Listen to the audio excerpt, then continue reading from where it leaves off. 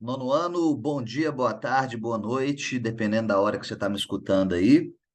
Estou fazendo esse vídeo relacionado a uma atividade que eu vou colocar no campus na sexta-feira, no período da tarde. No entanto, alguns professores vão me substituir aí. Um grande abraço para o Vinícius aí, ó. Galera, manda um salve aí, manda um salve para o Vinícius, pai da Júlia, esposo da Renata, meu compadre. Chama compadre, Vinícius? Não é? Compadre eu sou padrinho. Isso, é compadre. Enfim, e eu acho que também vai ter uma outra substituição, além do Vinícius, que é do professor Otávio. Otávio, me substitua aí, cara. Os meninos são apaixonados com você. Tio Ota, esqueci agora, fui te substituir uma vez no sexto ano passado, aí eles vieram com um papo que eu estava substituindo o tio Ota, é isso? Não sei como é que chama, não. Galera, então vamos lá.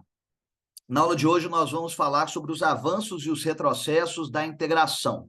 Integração de quê? Para todo mundo lembrar, nós estamos falando sobre a União Europeia. Então, se você quiser complementar no seu registro aí, os avanços e os retrocessos da integração da União Europeia, que corresponde à atividade 11, que eu vou postar no campus logo mais. Lembrando, é importante que você faça o registro desse slide. Então, o título é esse daí: os avanços e os retrocessos da integração. Só isso, para mim, já basta. Lembrando, isso corresponde a uma atividade. Antes que alguém pergunte, Ramon, mas essa é a cópia 4 de 4, 3 de 4? Otávio não deve estar entendendo nada. Vinícius deve estar assim, o que está pegando? Então, vão com calma, todo mundo vai entender. Galera, em primeiro lugar, eu coloquei aí do meu lado direito, presta bastante atenção, o ano de adesão de cada país ao bloco econômico União Europeia. Então, perceba que naquela cor verde relacionada ao ano de 1957, nós temos Holanda, Bélgica, Luxemburgo, França, Alemanha e Itália. Espero que todo mundo que já está estudando aí, focado, até porque daqui a pouco também a gente já vai ter uma síntese, né, Ré? Então não dá mole, não. Esteja lembrando que, na verdade, a primeira formação do ponto de vista político, econômico, foi a chamada Benelux. Lembrando, Benelux é o conjunto de Bélgica, Países Baixos, Netherlands. Não sei falar muito bem inglês, não. Pede para o Vinícius aí, que morou no Canadá quase que 10 anos da vida dele. Netherlands, ou Netherlands, o famoso Países Baixos, ok? E também falando sobre Luxemburgo. No mapa, inclusive, está sendo colocado só como se fosse Holanda, né? Então, corrija aí para mim, por favor. A Holanda é apenas um dos integrantes dos Países Baixos. E, na verdade, quando a gente aumenta a escala, a gente sabe que a Holanda, ela é uma divisão de Holanda do Norte e Holanda do Sul. Vamos deixar isso para depois. Mas vamos lá. A Benelux, que eu coloquei ali ao lado no tópico 1, foi o primeiro grande acordo comercial e político desenvolvido no continente europeu. E, anos mais tarde, veio a criação da Comunidade Econômica do Carvão e do Aço. Nós estamos falando aqui, galera, sobre dois acordos fundamentais, sobre dois tratados que foram fundamentais para a consolidação do bloco, para ele chegar no estágio que ele chegou hoje.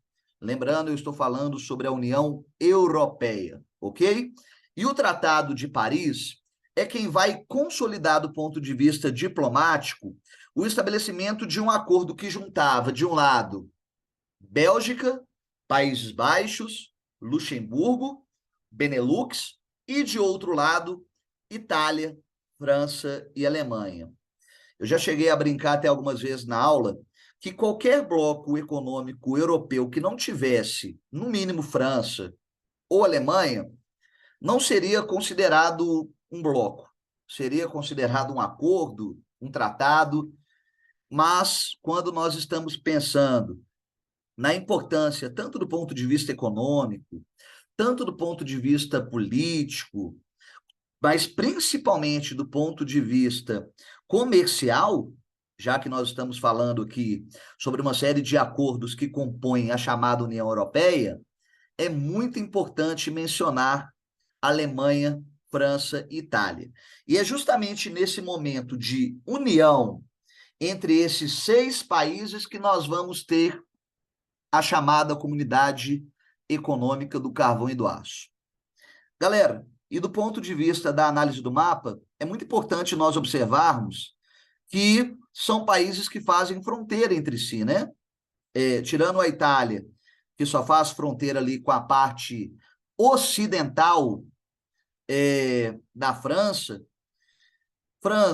Bélgica, Alemanha têm territórios muito compartilhados. Não é à toa que quando nós pensamos no carvão e no aço, nós estamos falando sobre 2 recursos fundamentais: carvão como matriz energética e aço utilizado principalmente no ramo industrial de forma geral, né?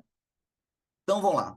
É neste momento, quando nós estamos falando do Tratado de Paris, primeiro tratado estabelecido no sentido de reunir forças e compor um bloco econômico que mais tarde viria a se consolidar no mundo, União Europeia, é que nós precisamos pensar em alguns argumentos que surgem nesse contexto. Argumento 1, relativização da soberania nacional. Muitos países começam, nesse contexto de Segunda Guerra Mundial, a colocarem no cálculo a seguinte questão.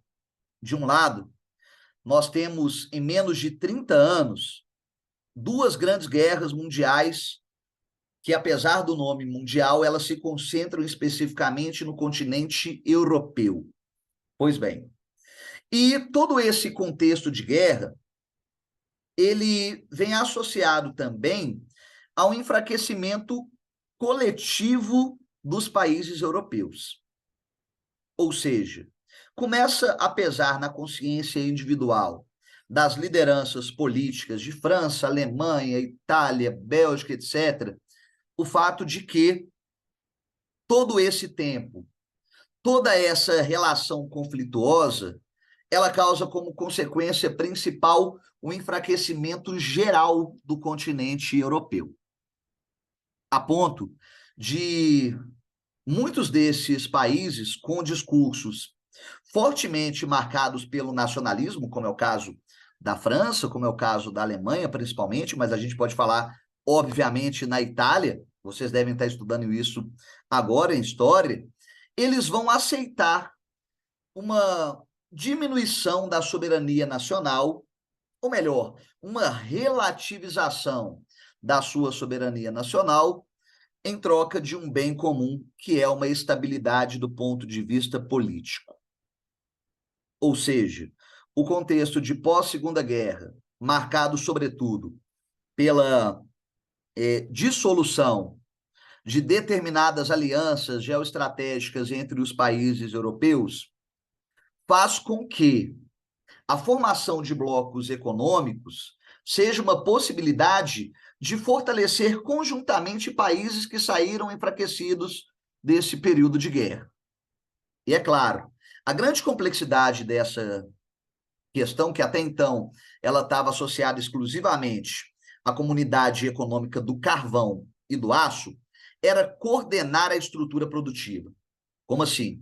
A sua estrutura de produção não era somente comandada pela sua economia nacional, isto é, não era mais a França quem decidia sozinha sobre os seus recursos naturais. Agora, isso precisava passar por Bélgica, Países Baixos, Luxemburgo, Alemanha e Itália. Ou seja, essa relativização da soberania nacional, ela só é possível nesse contexto distópico do pós-Segunda Grande Guerra e já início, claro, de Guerra Fria. E isso vai dar origem, vai ser um embrião, vai ser um zigoto, um feto, enfim, acho que todo mundo entendeu, em algumas salas eu já citei esses exemplos, do que viria a ser a União Europeia. Vamos lá. E nesse outro slide nós temos aí o Tratado de Roma, que eu apelidei ele de um passo adiante na integração. Porque se o Tratado de Paris ele fica muito marcado historicamente pela consolidação da Comunidade Econômica do Carvão e do Aço, por outro lado, o Tratado de Roma ele vai fortalecer duas comunidades autônomas. De um lado, a Comunidade Econômica Europeia da Energia Atômica. Olha que interessante, galera.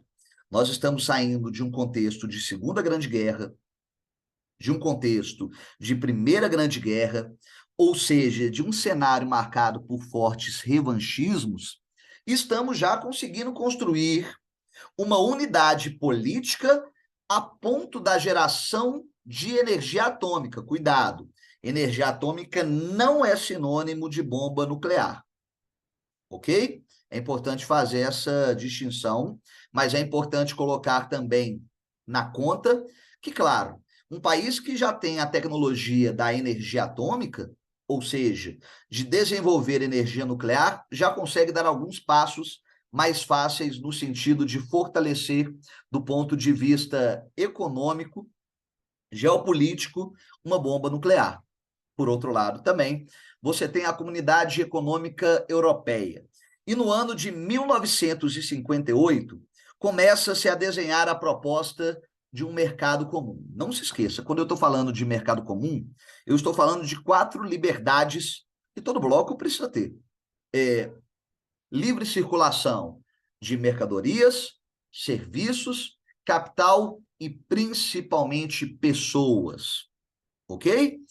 Olha que passo adiante feito pelo Tratado de Roma. Ele consegue estabelecer, pede por favor para o Vinícius e para o Otávio lerem esse cartaz para mim. Olha que cartaz.